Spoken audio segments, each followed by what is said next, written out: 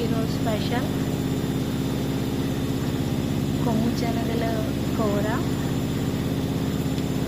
చికెన్కి ఏమేమి వేస్తామో అదే వండుతున్నాను. టమాటా, కొబ్బరి చట్నీ, ధనియాలు, జీలకర్ర, పచ్చిమిర్చి, కరివేపాకు, వెల్లుల్లి, కొబ్బరికాయ ముక్కలు కట్ చేసి వేసాను. చింతపండు కొంచెం నానబెట్టాను. శనక్కాయలు ఉడికించి ఉన్నాయి. ఇదిగో టమాటా కట్ చేశాను. అది వేగిన తర్వాత టమాటా వేస్తాను. టమాటా, చింతపండు పుల్ల, ఉప్పు, కొంచెం బెల్లం వేసాను.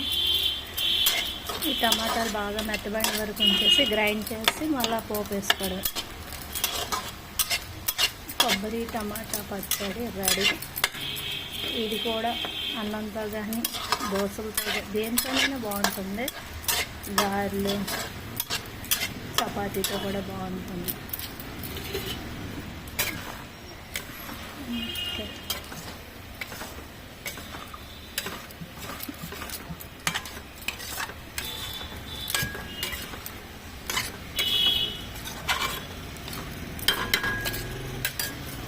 Okay, thank you.